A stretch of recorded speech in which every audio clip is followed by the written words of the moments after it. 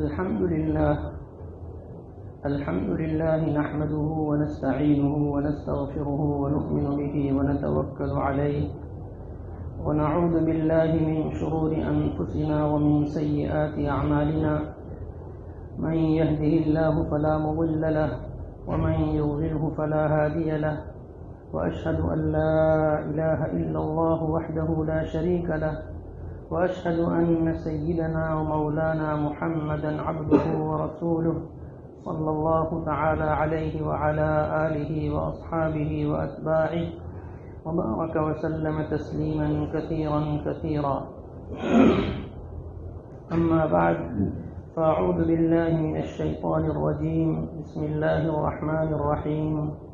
يا أيها الذين آمنوا اتقوا الله وكونوا مع الصادقين. وقال النبي صلى الله عليه وسلم: إن الصدق يهدي إلى البر، وإن البر يهدي إلى الجنة، وإن الرجل ليصدق حتى يكتب عند الله صديقا، وإن الكذب يهدي إلى الفجور، وإن الفجور يهدي إلى النار، وإن الرجل ليكذب حتى يكتب عند الله كذابا. متفق عليه.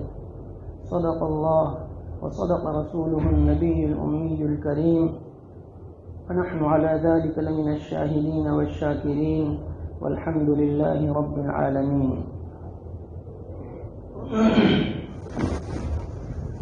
بزرگان محترم، میں آپ حضرات کے سامنے قرآن کریم کی ایک آیت اور نبی کریم صلی اللہ علیہ وسلم کی ایک حدیث مبارک کی تلاوت کی ہے. اسی کی روشنی میں کچھ مختصر باتیں عرض کرنے کا ارادہ ہے. دعا فرمائیں حق تعالی اخلاص کے ساتھ مفید اور نافع باتیں کہنے کی توفیق عطا فرمائیں. قبل اس کے کہ میں اس آیت اور حدیث سے متعلق کچھ باتیں عرض کروں، دو تین باتوں کی طرف توجہ دلانا ہے. سب سے پہلی بات تو یہ ہے کہ وضو میں کچھ چیزیں مکروہ ہیں. ان میں سے ایک چیز پانی میں اسراف ہے، پانی کا زیادہ استعمال. آج کل حوض کا زمانہ ہے، نل کا زمانہ ہے، تو ہم سے اس سلسلے میں کوتاہی ہو جاتی ہے. آدمی نل شروع کرتا ہے تو اکثر تو لوگ تیز نل شروع کرتے ہیں، آدھا تو سبھی شروع کرتے ہیں. حالانکہ ہم کو پانی کے لیے ایک کلی کے لیے ایک چلو چاہیے، لیکن ہم 2-3 چلو پانی لیتے ہیں. ایک چلو آتا ہے، 2-3 چلو چلا جاتا ہے. ہمیں حساب لگانا چاہیے کہ ہم نے یہ نل چلایا، اس میں وضو کیا تو کتنے لوٹے استعمال ہوا. 1 لوٹا استعمال ہوا یا 4 لوٹے استعمال. ہمارے اکابر بعض تو ایسے گزرے ہیں کہ نل سے وضو کرتے ہی نہیں تھے، لوٹا رکھتے تھے، نل سے لوٹا بھرتے تھے اور لوٹے سے وضو کرتے تھے. ہم لوگ کنکھاریا جاتے تھے، اور مولانا علی صاحب کاوی رحمۃ اللہ علیہ تھے، تو باقاعدہ حوض پر لوٹا لے کر آتے تھے اور لوٹے سے ہی وضو کرتے تھے تاکہ اسراف نہ ہو. ہم نے اپنے شیخ حضرت مولانا قمر الزمان صاحب دام برکاتہم کو دیکھا کہ آپ وضو میں اتنا کم پانی استعمال کرتے ہیں، نل سے وضو کرتے ہوئے بھی، کہ ہم نہیں کر سکتے. شاید آدھا لوٹا مشکل سے استعمال ہوتا ہو. ذرا سا نل کھولیں گے پھر بند کر دیں. ہاتھ دھونا ہے تو ذرا سا نل کھولا، پانی لیا، اتنا کہ چلو میں آئے، اب اسی سے ایسے دھو رہے. ملتے زیادہ ہے، پانی کم لے. کلی کرنے کے لیے پورا چلو بھی نہیں چاہیے. منہ میں پانی کتنا آتا ہے، مطلب پانی تھوڑا آتا ہے، تو آدھے چلو سے بھی کلی ہو سکتی ہے. تو ہم نے حضرت کو دیکھا، ایک مطلب ہم لوگ حج میں ساتھ تھے حضرت کے، وہاں واش بیسن سے حضرت وضو کر رہے تھے. بلا مبالغہ حضرت نے آدھے لوٹے سے پانی استعمال نہیں کیا واش بیسن. حالانکہ وہاں پانی کا فورس زیادہ ہوتا ہے یہاں کے مقابلے. تو ہمیں اس سلسلے میں سوچنا چاہیے. ہمارے یہاں حوض ماشاء اللہ ہر وقت لبریز رہتا ہے. ایک چلو پانی لیتے اب زور سے لیتے ہیں ہم تو 2 چلو ایسے ہی چھلک جاتا ہے. تو اگر پانی لے تو سنبھال کے 1 چلو ہی لیں. اس طرح کے پانی کو زیادہ حرکت نہ ہو. اور نہ آپ دیکھیں ہمارے نوجوان وضو کرتے ہیں کبھی تو اول تو کلی کا کبھی 2 چلو پانی لیں گے اور تھوڑا سا منہ میں لیا باقی نہ لیں. تیل دھو رہے ہیں تو بس پانی ڈالے جا رہے ہیں. 1 چلو پانی ڈالو پھر پورا مل لو اچھی طرح. ملنے کی بڑی اہمیت ہے. بعض علماء کے یہاں تو ملنا ضروری ہے, ہمارے یہاں تو نہیں, لیکن دیگر بعض علماء کے یہاں بغیر ملے وضو ہی نہیں ہوگا. تو ملنے کا اہتمام زیادہ ہو, خاص طور ٹھنڈی کے موسم میں جب کھال خشک ہو جاتی ہے, سوکھ جاتی ہے, پانی پہنچتا نہیں. بعض لوگ تو صرف پانی حوض میں پیر ڈال کے ایسے ہلا لیتے ہیں, سمجھتے ہیں کہ پانی پہنچ گئے, حالانکہ نہیں پہنچتا. آپ سردی کے زمانے میں اس طرح ڈال کے دیکھیں تو آپ کا بہت سا حصہ خشک رہ جائے. وضو نہیں تو نماز صحیح نہیں ہوگی. اس لیے نبی کریم نے دعا فرمائی ہے, اللہم انی اسألک تمام الوضوء و تمام الصلاۃ و تمام رضوانک و تمام مغفرتی. یہ اللہ میں آپ سے مکمل وضو کا سوال کرتا ہوں. وضو کے لیے بھی دعا کی ہے نبی صلی اللہ علیہ وسلم. اور میں آپ سے مکمل نماز کا سوال کرتا ہوں, اور میں آپ سے مکمل رضامندی کا سوال کرتا ہوں, اور میں آپ سے مکمل مغفرت کا سوال کرتا ہوں. دعا کی ترتیب کتنی پاکیزہ ہے. وضو مکمل ہوگا تو نماز مکمل ہوگی. اگر وضو ناقص ہے نماز مکمل نہیں ہو سکتی. نماز مکمل ہوگی, اللہ کی رضامندی مکمل حاصل ہوگی. اگر نماز ناقص ہے اللہ کی رضامندی کامل نہیں ہو سکتی. اس لیے کہ نماز تمام ارکان میں سب سے محترم بھی شان عمل ہے. حج سے زیادہ اہمیت نماز کی, روزے سے زیادہ اہمیت نماز کی, زکوٰۃ سے زیادہ اہمیت نماز کی. سب سے پہلے نماز فرض ہوئی اور سارے احکام زمین پر آئے. نماز آسمانوں پہ فرض ہوئی, اور بالغ ہونے سے لے کر مرتے دم تک نماز معاف نہیں ہوتی. روزہ کبھی معاف ہو جاتا ہے, بہت بوڑھا آدمی ہے تو فدیہ دے دے گا, چلے گا. نماز کبھی معاف نہیں ہوتی. کھڑے کھڑے نہیں پڑھ سکتے, بیٹھے بیٹھے پڑھو, بیٹھے بیٹھے نہیں پڑھ سکتے, لیٹے لیٹے اشارے سے پڑھو. بالغ ہونے سے لے کر مرتے دم تک مردوں سے کبھی نماز معاف نہیں ہوتی. عورتوں سے کچھ دنوں میں اللہ پاک نے معاف کر دی. نماز کی معافی نہیں. نماز بڑی محترم بھی ہے. پہلا سوال قیامت میں نماز کے بارے میں ہو. تو وضو کامل ہوگا, نماز کامل. نماز مکمل ہوگی, اللہ کی رضامندی مکمل, اور اللہ کی رضامندی مکمل تو مغفرت مکمل, اور جس کی مغفرت ہوگی وہی جنت میں جائے گا. اگر دنیا سے آدمی چلا گیا بغیر توبہ کے لیے اور اللہ نے معاف نہیں کیا تو اپنے اعمال کی سزا بھگتنے کے لیے اس کو جہنم میں جانا پڑے. پھر اللہ تبارک و تعالی اس کو جنت میں داخل کرے. تو وضو کی بڑی اہمیت ہے. حضرت شاہ وسیع اللہ صاحب رحمۃ اللہ علیہ آدھے گھنٹے میں وضو کرتے تھے. ہمارا وضو تو کتنی دیر میں ہوتا ہے, 1 منٹ 2 منٹ. مسواک فرماتے تھے, منجن فرماتے تھے, یہ کرتے تو آدھے گھنٹے میں وضو کرتے تھے شاہ وسیع اللہ صاحب رحمۃ اللہ. تو بزرگوں کے یہاں وضو کا بھی احترام, اس کا بھی اہتمام. وضو کا بھی نور ہوتا ہے. آدمی پریشان ہو وضو کر لے, انشاءاللہ اطمینان حاصل ہو جائے, سکون حاصل ہو. نماز پڑھ لے 2 رکعت اور سکون حاصل ہو. علماء فرماتے ہیں کہ وضو بھی نور ہے, اس سے بھی سکون حاصل ہوتا ہے. اس لیے مومن کی صفت ہے کہ وہ ہر وقت باوضو رہتا ہے.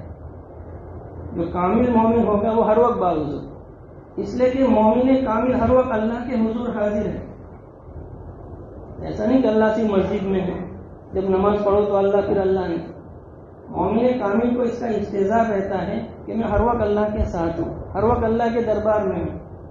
تو جیسے ہم لوگ نماز پڑھنے کے لیے آتے ہیں تو وضو کر کے آتے ہیں، تو مومن کامل اس استحضار سے کہ میں اللہ کے حضور حاضر ہوں، ہر وقت باوضو رہتا ہے. جب آدمی ہر وقت باوضو رہتا ہے تو اس کے لیے عبادتوں کی پابندی آسان ہے. اشراق کا وقت ہوا، اشراق پڑھ لو. چاش کا وقت ہوا، چاش پڑھ لو. ظہر کا وقت ہوا، ظہر پڑھ لو. تلاوت قرآن شریف کھول کے تلاوت شروع کر دو. ہر وقت باوضو ہوگا تو عبادت کرنا آسان. اور وضو نہیں ہے، جی چاہتا ہے کہ اشراق پڑھے تو وضو کرنے کون جائے وہاں؟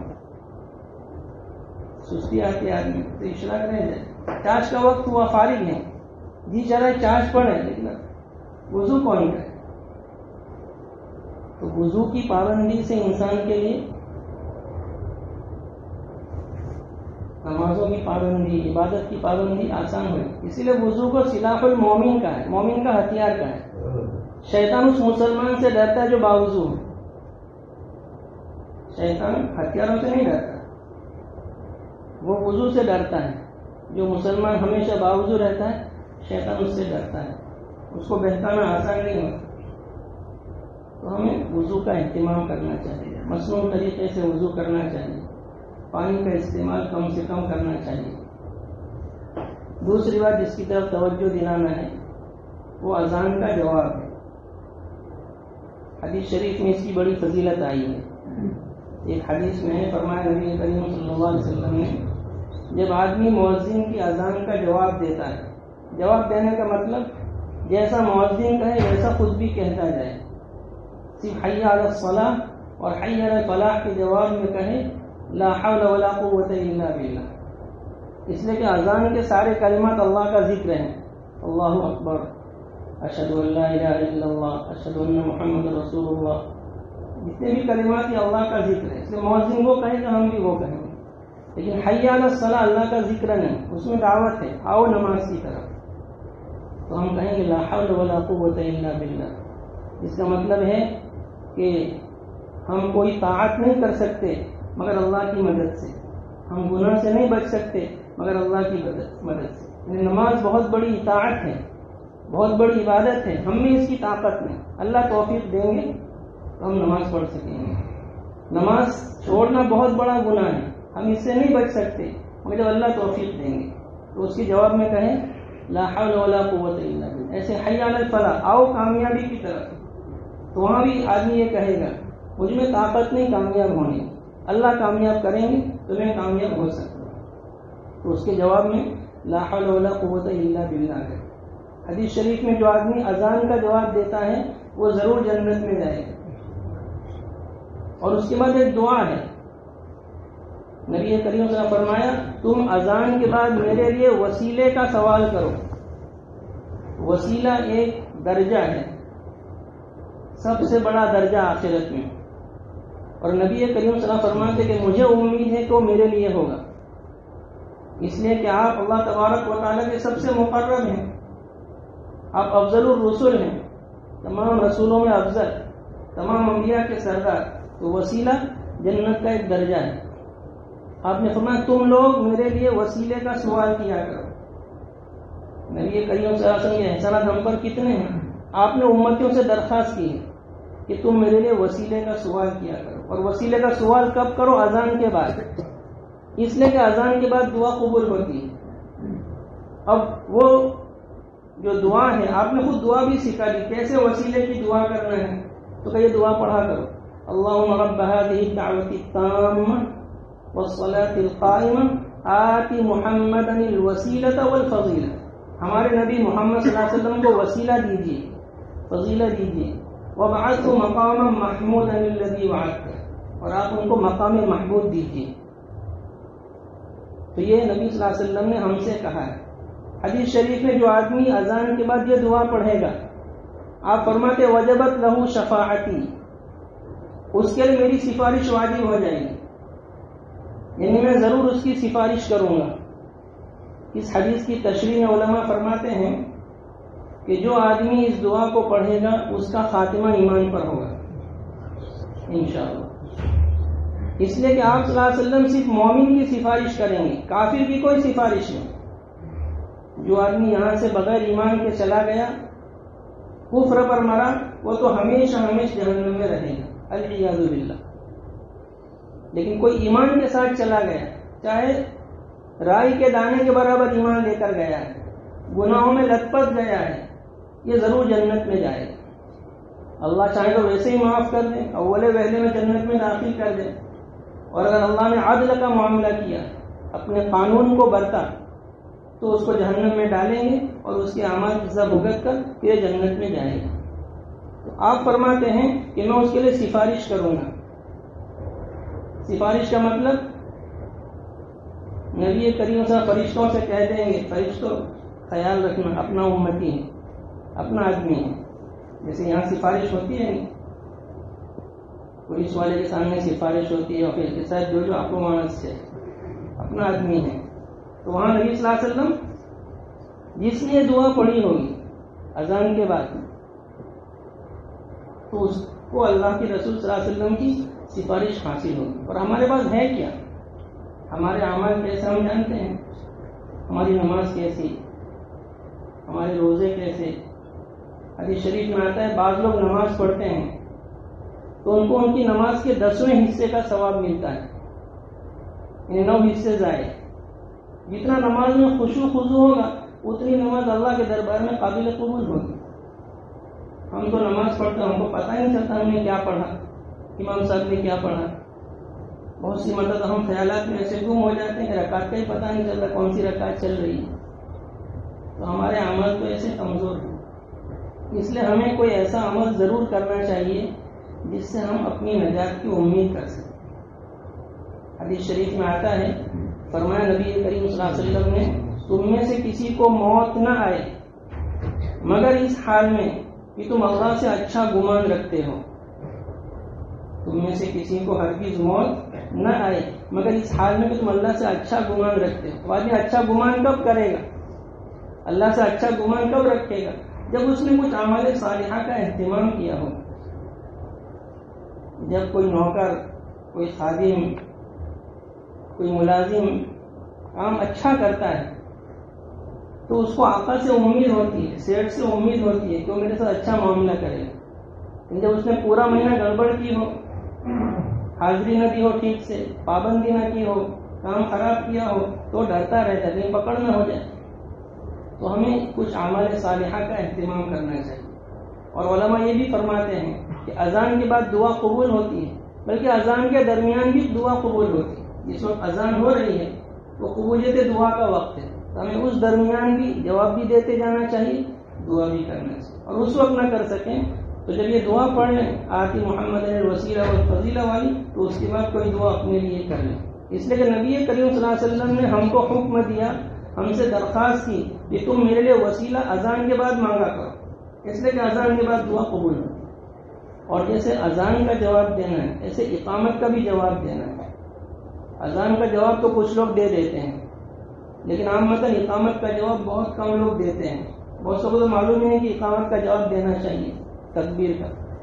اور اس کا جواب بھی وہی ہے، جیسے مؤذن کہتا جائے ہم بھی کہتے جائیں. البتہ قد قامت الصلاۃ کا جواب دیں گے اقامہ اللہ و ادامہ، اقامہ اللہ و ادامہ. جب یہ کہیں گے تو جتنا ثواب مؤذن کو ملا اتنا ثواب ہمیں ملے گا. اذان کا جواب دینے پر جتنا ثواب مؤذن کو ملا اتنا ہم کو ملے گا. حدیث شریف میں آتا ہے جہاں تک مؤذن کی اذان کی آواز جاتی ہے وہاں تک کی ہر چیز اس کے حق میں گواہی دے گی، اور اتنی لمبی چوڑی اس کی مغفرت ہوگی. اس لیے مؤذن قیامت کے دن سب سے زیادہ لمبی گردن والا ہوگا. مؤذن کی بڑی فضیلت آئی ہے، اس لیے ہمیں اذان کا بھی اہتمام کے ساتھ جواب دینا چاہیے. ایک دوسری بات جس کی طرف توجہ دلانا تھی وہ نمازی کے سامنے سے گزرنے کا مسئلہ ہے. بعض مرتبہ آدمی جلدی میں ہوتا ہے، پیچھے کوئی نماز پڑھتا ہوتا ہے، تو اس کا خیال نہیں رہتا کہ آدمی اس کے سامنے سے نہ گزرے، اور اس کے سامنے سے گزر جاتا ہے. خاص طور سے مجمع زیادہ ہوتا ہے، جیسے آج کل رمضان کا معاملہ ہے، جمعہ کا معاملہ ہے، تو ایسے وقت میں کچھ لوگ جلدی جلدی میں نمازی کے سامنے سے گزر جاتے ہیں۔ اس کو علماء نے بہت بڑا گناہ کہا ہے۔ حدیث شریف میں آتا ہے نمازی کے سامنے سے گزرنے پر آدمی کو قیامت کے دن جو عذاب ہوگا اس وقت یہ تمنا کرے گا کہ کاش میں اس کے انتظار میں 40 سال تک بیٹھا ہوگا۔ اتنا سخت عذاب ہوگا۔ بعض روایت میں صرف 40 کا لفظ آیا ہے اور بعض میں 40 سال کا لفظ آیا ہے۔ اتنا سخت عذاب ہوگا کہ اگر اس سے بچنے کے لیے اس کو 40 سال بھی انتظار کرنا پڑتا تو کر۔ ویسے نماز پڑھنے والے کو بھی چاہیے کہ ایسی جگہ نماز نہ پڑھے جو لوگوں کی عام گزرگاہ ہو۔ بہت سی مرتبہ ایسا ہوتا ہے کہ آگے کی صفیں خالی ہیں اور لوگ پچھلی صف میں سنت کی نیت باندھ دیتے ہیں، تو اس کا خیال رکھیں۔ دروازے میں، عام گزرگاہ میں، یہاں سے لوگوں کے گزرنے کا اندازہ ہو اور امید ہو، وہاں آدمی نماز نہ پڑھے۔ اور ایک مسئلہ ہے امام سے پہلے سجدے میں چلے جانا۔ بہت سی مرتبہ امام صاحب کھڑے ہوتے ہیں، سمع اللہ لمن حمیدہ کہتے ہیں، تو اس میں واجب ہے کہ وہ اطمینان کے ساتھ کھڑے رہیں، جس کو شریعت کی اصطلاح میں قوما کہتے ہیں۔ تو امام صاحب تھوڑا قوما لمبا کر دیتے ہیں تو بعض لوگ پہلے ہی سے سجدے میں چلے جاتے ہیں۔ اس کو بھی علماء نے گناہ کہا ہے۔ حدیث شریف میں وعید آئی ہے ایسے شخص کو ڈرنا چاہیے کہ کہیں اللہ تبارک و تعالیٰ اس کی صورت کو مسخ نہ کر دے، اس کی صورت کو بدل نہ دے۔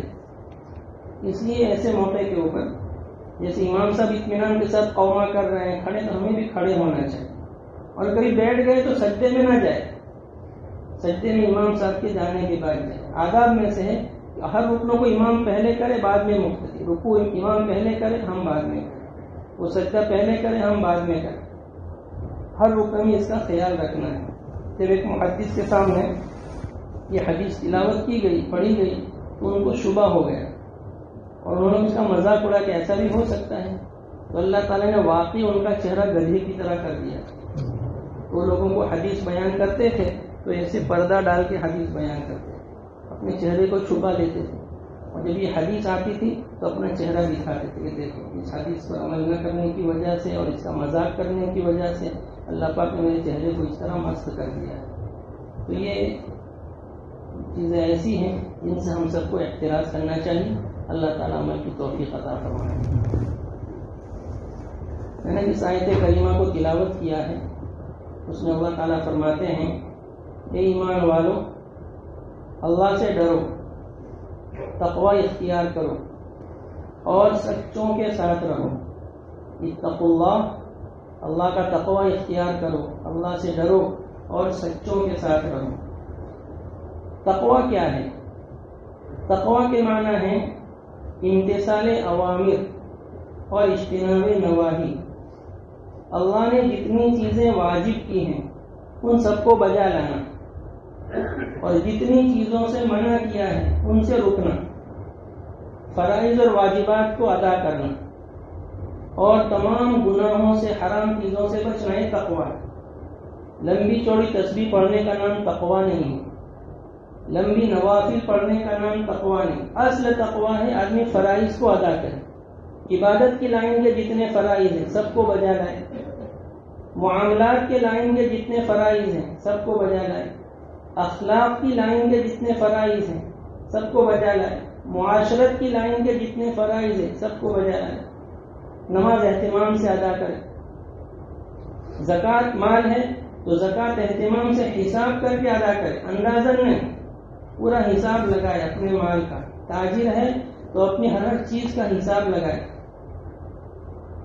اور اس کے بعد زکوٰۃ ادا کرے۔ انداز زکوٰۃ ادا کرنے میں خطرہ اس بات کا کہ کم ادا ہوگی۔ صاحب نصاب ہے، اس صاحب استطاعت ہے، حج کرے۔ ایسے ہی معاملات، جو بھی معاملہ کرے اس کے بارے میں معلوم کرے، یہ جائز ہے ناجائز ہے۔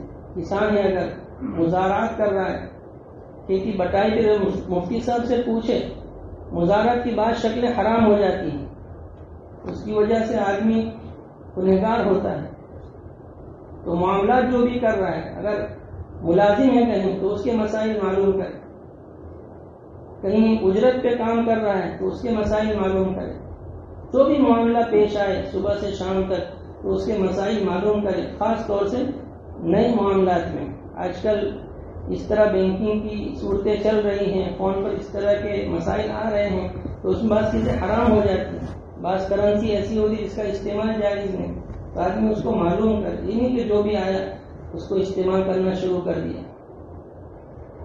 تو معاملات اپنے صحیح کرے، معاشرت صحیح کرے، بیوی کے ساتھ کیسے رہنا ہے، اس کے کیا حقوق ہیں، والدین کے ساتھ کیسے رہنا ہے، اس کے کیا حقوق ہیں، اولاد کے کیا حقوق ہیں، پڑوسی کے کیا حقوق ہیں۔ معاشرت ہماری صاف ستھری، ہم سے کسی کو تکلیف نہ پہنچے، کسی کا کوئی حق ہم سے ضائع نہ ہو، تو معاشرت سے اخلاق صحیح ہو، کبر نہ ہو، حسد نہ ہو، بغض نہ ہو، اندر کی جتنی خرابیاں ہیں ان سے اپنے آپ کو پاک صاف کریں۔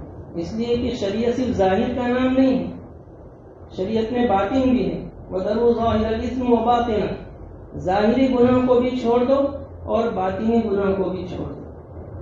چوری کرنا ظاہری گناہ ہے، جھوٹ بولنا، غیبت کرنا، یہ سب ظاہری گناہ ہے، کچھ باطنی گناہ ہے، تکبر، اپنے آپ کو بڑا سمجھنا، حسد، دوسروں سے جلنا، حقد، کینہ، دوسروں کے بارے میں میل رکھنا، یہ بہت سارے ایسے گناہ ہیں جن کا تعلق باطن سے، ان سے بھی بچنا چاہیے۔ حدیث شریف میں آتا ہے جس کے دل میں رائی کے دانے کے برابر کبر ہوگا وہ جنت میں نہیں جائے گا۔ حدیث شریف میں آتا ہے حسد نیکیوں کو ایسے کھا جاتا ہے جیسے آگ سوکھی لکڑیوں کو۔ جس کے دل میں حقد ہوتا ہے، کینہ، شب قدر میں اس کی مغفرت نہیں ہوتی، تو یہ باطنی گناہ ہے، رذائل ہیں۔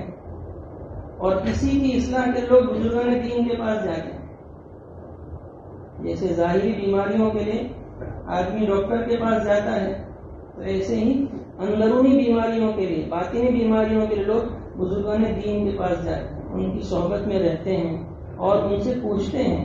جیسے ہم ڈاکٹر کے پاس اگر کوئی تفصیل بتاتے ہیں، یہ ہو رہا ہے، وہ ہو رہا ہے، یہ نہیں ہو رہا ہے، یہ نہیں ہو رہا ہے، پوری تفصیل ڈاکٹر معلوم کرتا ہے۔ ایسے جیسے جسم کے امراض ہیں، بیماریاں ہیں، ایسے روح کی بیماریاں ہیں، اسی کے لیے لوگ بزرگان دین کے پاس جاتے ہیں۔ پہلے زمانے میں لوگ 20-20 سال تک بزرگوں کے پاس رہتے ہیں، 30-30 سال بزرگوں کے پاس رہتے ہیں، 40-40 سال بزرگوں کے پاس رہتے ہیں۔ ہمارے جو شیخ ہیں وہاں قبر الزماں کا دام برکاتہم اپنے شیخ اول کے پاس 17 سال رہے۔ اس طرح کے تہجد کے وقت جاتے تھے اور رات سوتے وقت گھر آتے تھے، اور حضرت فرماتے تھے کہ تمہارے بچے ہیں اس لیے تم کو گھر جانے دیتا ہوں، اگر تمہارے بچے نہ ہو تو اپنے ہی پاس سلا تھا۔ 17 سال تک شاہ وصول اللہ صاحب رحمۃ خدمت میں رہے، اور ان کے انتقال کے بعد 25 سال مولانا محمد احمد صاحب سے تعلق رکھا، 42 سال شیوخ سے تعلق رکھا۔ جب ان کا انتقال ہوا پھر گجرات آئے، اس سے پہلے حضرت کا کوئی سفر نہیں ہوا، الہ آباد ہی میں رہتے۔ 17 سال شیخ اول کے بعد، اور شاہ وصول اللہ صاحب کے بارے میں مشہور تھا کہ وہ بہت جلالی تھے، وہاں کسی کا 1 مہینہ رہنا مشکل ہوتا، اتنے جلالی بزرگ مشہور تھے۔ ان کا 17 سال رہے حضرت، تب جا کر اصلاح ہوتی۔ نفس کی اصلاح ایسے نہیں ہو جائے۔ آدمی زندگی بھر عبادتیں کرتا ہے لیکن نفس نہیں مرتا۔ شیطان نے کتنے سال عبادت کی، آسمان کا کوئی کونا ایسا نہیں اس نے سجدہ نہ کیا، اس کو معلم الملائکہ کہا گیا، فرشتوں کا استاد، لیکن جب اللہ نے کہا کہ سجدہ کر آدم علیہ السلام کو، سجدہ نہیں، اللہ کا سامنے تکبر کی۔ میں آگ سے پیدا ہوا ہوں، آگ اوپر جاتی ہے، آدم مٹی سے پیدا ہوئے ہیں، مٹی نیچے جاتی ہے، میں افضل ہوں، میں بہتر ہوں، آدم مفضول ہے، افضل مفضول کو سجدہ کیسے کرے؟ یہ نہیں دیکھا کہ حکم کون دے رہا ہے، اللہ میرا خالق اور مالک مجھے حکم دے رہا ہے تو مان لینا چاہیے، اس نے نہیں مانا۔ تو نفس کی بھی اصلاح کرنے کی ضرورت ہے۔ ہمارے اندر جو بیماریاں، آج سارے جھگڑے اسی وجہ سے ہو رہے ہیں۔ اگر ہمارے اندر تواضع ہو تو کوئی جھگڑا نہیں ہوگا، اگر ہمارے اندر آپس میں تواضع ہو، دل صاف ہو تو جھگڑا نہیں ہوگا۔ جھگڑا جب بھی ہوتا ہے تکبر سے ہوتا ہے، ایسا کیوں کہا میرے کو، تو نے ایسا کیوں کہا؟ اگر سامنے والا سوچے کہ بھائی میں تو اس سے بھی برا ہوں، تو نے جو کہا وہ تو کم کہا۔ ایک بزرگ گزر رہے تھے عید کے دن، تو کسی نے راکھ ڈال دی ان کے اوپر. تو مریدوں کو غصہ آ گیا کہ ہمارے شیخ کے سر پہ راکھ ڈال دی. انہوں نے کہا کہ اللہ کا شکر ہے جو سر آگ کے لائق تھا اس پر خاک برسائی گئی. یعنی میرا سر تو آگ برسانے کے لائق ہے, اللہ کا شکر ادا کر راکھ برسائی گئی. ان کو برا نہیں لگا, وہ سمجھتے تھے کہ میں تو اس سے بھی زیادہ برا ہوں. تو ان کو غصہ نہیں آیا اور مریدین کو غصہ آ گیا. ذوالنون مصری رحمۃ اللہ علیہ کے پاس لوگ گئے. مصر میں قحط سالی ہوئی, بارش نہیں ہوئی, حضرت دعا کر دیجیے. فرمایا کہ دعا تو نہیں کی, مصر چھوڑ کر چلے گئے اور کہا کہ میرے جیسا گنہگار شخص یہاں پر ہے, اس وجہ سے بارش نہیں ہو رہی. تو آپ مصر چھوڑ کر باقاعدہ چلے گئے اور ان کی اس قربانی پر بارش ہوئی. لوگ ان کے پاس دعا کے لیے جا رہے ہیں, مسلم بزرگ ہیں, مانے ہوئے بزرگ ہیں, لیکن وہ کیا کہہ رہے ہیں کہ میرے مصر میں ہونے کی وجہ سے بارش نہیں ہو رہی. تو مصر چھوڑ کر چلے گئے, اس کی برکت سے بارش ہوئی. تو اللہ والے اپنے آپ کو معمولی سمجھتے ہیں, اپنے آپ کو سب سے حقیق سمجھتے ہیں. کل مولانا پرسوں مولانا اقبال صاحب ابوبکر کے سنا ہے حضرت خان رحمۃ کا مقولہ کہ میں سب مسلمانوں کو اپنے سے افضل سمجھتا ہوں اور جتنے غیر ہیں ان کو بھی احتمال کے درجے میں اپنے سے افضل سمجھتا ہوں. یعنی ہو سکتا ہے کہ ان کو ایمان کی توفیق مل جائے اور میرا ایمان مرتے وقت چھن جائے تو مجھ سے افضل ہے. تو بزرگان دین اپنے آپ کو حقیر سمجھتے ہیں, معمولی سمجھتے ہیں, اس لیے ان کو غصہ بھی نہیں آتا. ہم کو تو ذرا سی بات پہ غصہ آ جاتا ہے. آج بیٹے کو غصہ آ جاتا ہے باپ کچھ کرے, یہ تکبر ہے. باپ نے کچھ کہا اور بیٹے کو غصہ آیا تو گویا کہ بیٹا اپنے آپ کو بڑا سمجھتا. اگر اس میں تواضع ہوتی تو اپنے آپ کو غصہ نہ آتا. اس کو حضرت حاجی امداد اللہ صاحب فرماتے کہ لوگ اتفاق کرتے ہیں, مسلمانوں میں اتفاق نہیں. اتفاق کی اصل تواضع ہے. جب تواضع آئے گی تو اتفاق خود بخود پیدا ہو جائے گا. آج جو ہم میں توڑ پیدا ہوا ہے, اختلاف ہے, گھر گھر میں جھگڑا ہے, اس کی وجہ تواضع کا نہ ہونا. ہر ایک اپنے آپ کو بڑا سمجھتا ہے, ہر ایک اپنے آپ کو عالی سمجھتا ہے, جس کی وجہ سے جھگڑے ہیں. تو یہ برے اخلاق ہیں, ان کی بھی اصلاح کی ضرورت ہے. تو تقویٰ نام ہے تمام عوامر کو بجا لانا اور تمام نواہی سے بچنا. اب چاہے اس کا تعلق عبادت سے ہو, چاہے اس کا تعلق معاملات سے ہو, معاشرت رہن سہن سے ہو یا اخلاق سے ہو. دین کے کل 5 شعبے ہیں, ایمانیات, عبادات, معاملات, معاشرت اور اخلاق. تو 5 شعبوں کے عوامر معلوم کرے. اللہ کا اس میں کیا حکم ہے, میں معاملہ کر رہا ہوں اس میں اللہ کا کیا حکم ہے, میں اس کے ساتھ رہتا ہوں اس میں اللہ کا کیا حکم ہے, اخلاق کے بارے میں اللہ کا کیا حکم ہے, یہ معلوم کر کے ان پر عمل ہے. اور جتنے منہیات ہیں, جتنی چیزوں سے اللہ پاک نے رکھا وہ بھی معلوم کرے اور ان سے بچنے کا اہتمام. یہ ہے تقویٰ. اتقوا اللہ کا مطلب اللہ سے ڈرو. اگلی آیت میں اللہ پاک نے تقوی کے حصول کا ذریعہ بتایا, وَكُونُوا مَعَ الصَّادِقِينَ. تقوی حاصل کرنا چاہتے ہو تو سچوں کے ساتھ رہو. سچوں سے مراد ہے متقین, لیکن اللہ نے نہیں فرمایا وَكُونُوا مَعَ الْمُتَّقِينَ, بلکہ وَكُونُوا مَعَ الصَّادِقِينَ. اس لیے کہ تقوی کے حصول میں صدق کو بڑا دخل ہے. تقوی کے حصول میں سچائی کو بڑا دخل ہے. اگر ایک آدمی صدق اختیار کر لے, سچ بولنے کو ضروری کر لے تو متقی بن جائے. لیکن صدق کی 3 صورتیں ہیں. صرف بات سے اس کا تعلق نہیں, اس کا تعلق بات سے بھی ہے, عمل سے بھی ہے, حال سے بھی ہے.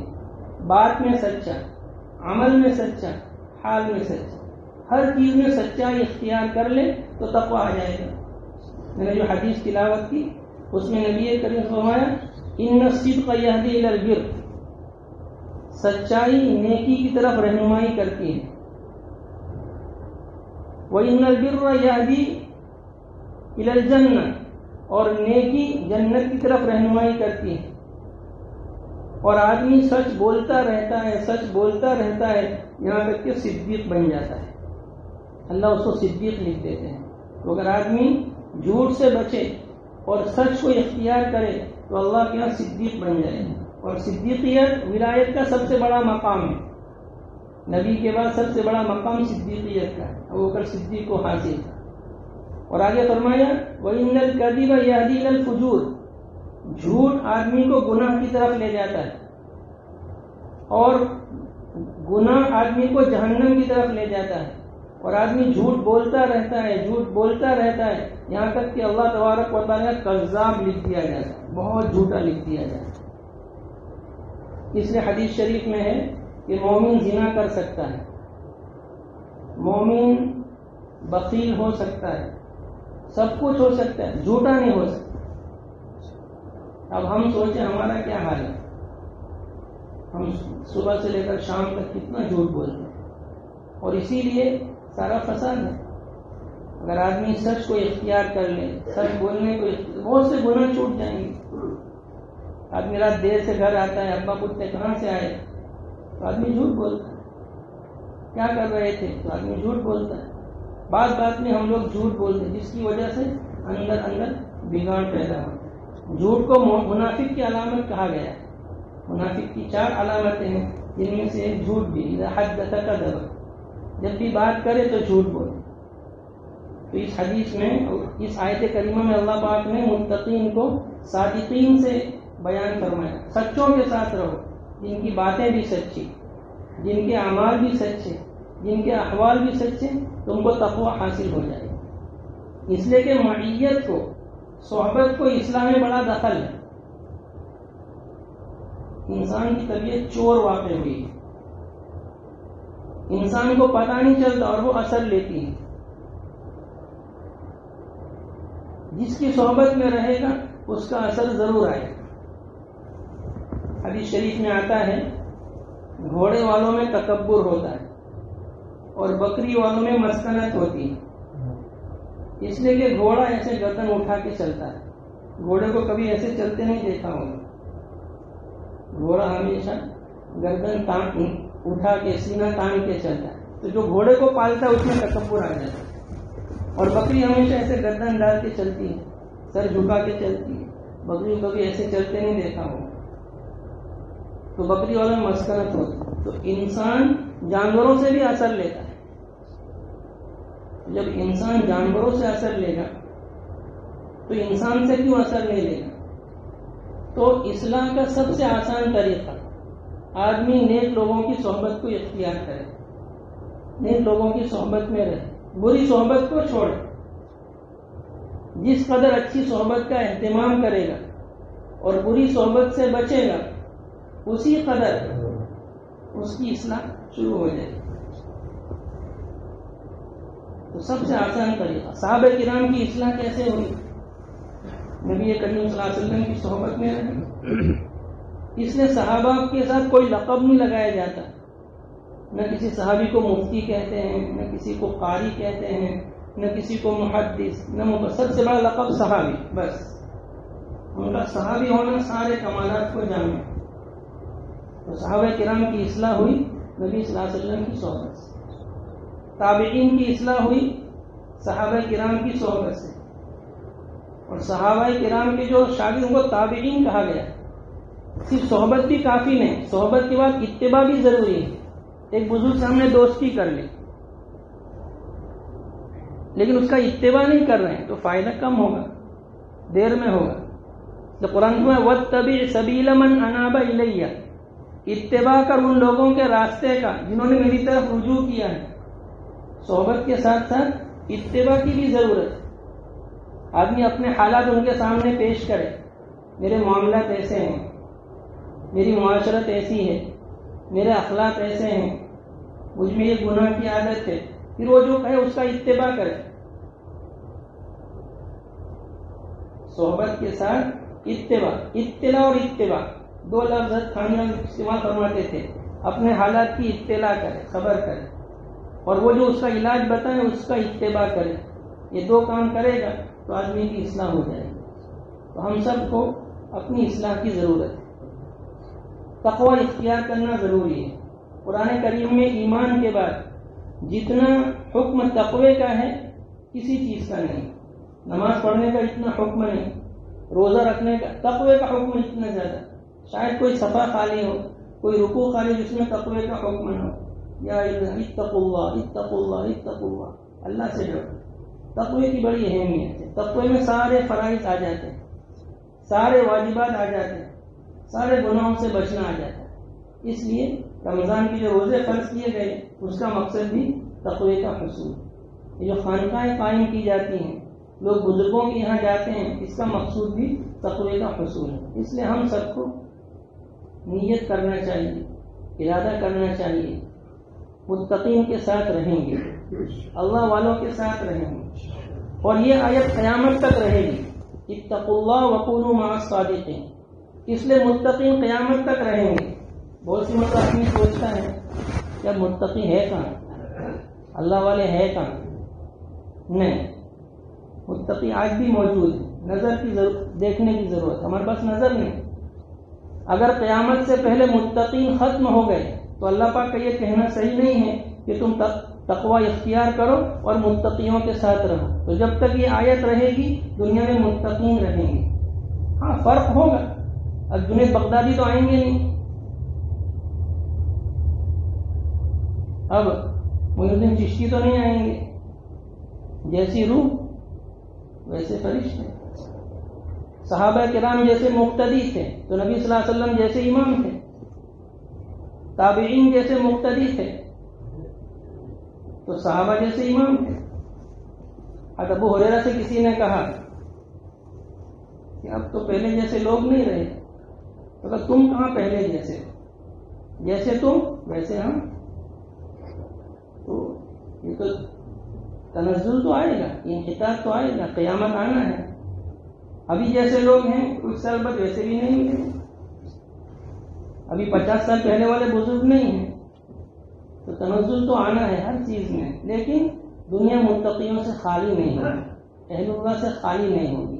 بس ہمیں تلاش کرنا پڑے گا.